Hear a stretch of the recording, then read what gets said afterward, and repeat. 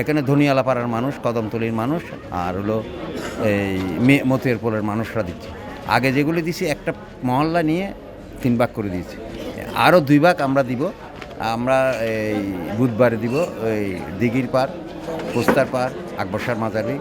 আমাদের সদস্য সচিব নাজিমুর রহমান থাকবেন।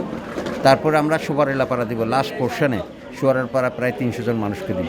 তো এই পর্বে আমরা প্রায় 1200-র মতো আমাদের বিভিন্ন ক্যাটাগরিতে আমরা দিচ্ছি। বিশেষ করে এলাকারটা জানেন, এটা খুব স্থায়ী লোকের বসবাস, এখানে ভাড়াটিয়া কম। আমাদেরও ওরা সবসময় আমাদেরকে সহযোগিতা করে।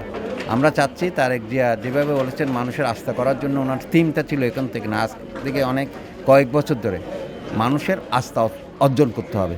তো আমরা এই যতটুকু পারি কাউকে চোল ডাল দিচ্ছি, কাউকে চাউল দিচ্ছি, যাতে করে মানুষ আমাদের প্রতি আস্থা অর্জন করতে পারে।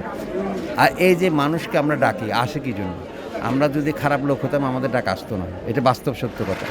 আর অনেক সময় রাত্রে আমাদেরকে টেলিফোন করে জিজ্ঞেস করে কোনো সমস্যার কথা।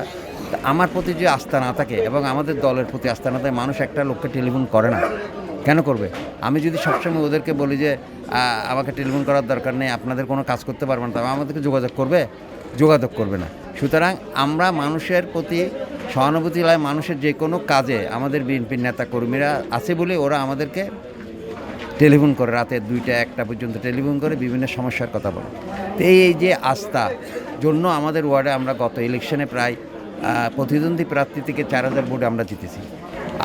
আমরা আশা করি ভবিষ্যতেও এই ওয়ার্ডে আমাদের প্রার্থী যিনি থাকবেন মেয়র হিসেবে, কাউন্সিলর হিসেবে, ইনশাআল্লাহ বিপুল ভোট আমরা জয়লাভ করতে পারব।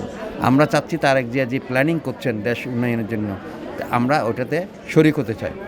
উনি কিন্তু অনেক বছর পর্যন্ত, 17 বছর পর্যন্ত আগেও কিন্তু উনি কিন্তু সবাইকে আমাদের বিপদে আপদে পাশে ছিল। এখন রমজান মাসও উনি সবাইকে বিতরণ করে। এখন ভবিষ্যতে উনি পাশে আমাদের থাকবে। আমরা যে জিনিসগুলো পাচ্ছি অনেক উপকারী, সামনের থেকে যেন আমরা পাই, ওনাদের জন্য দোয়া করতেছি।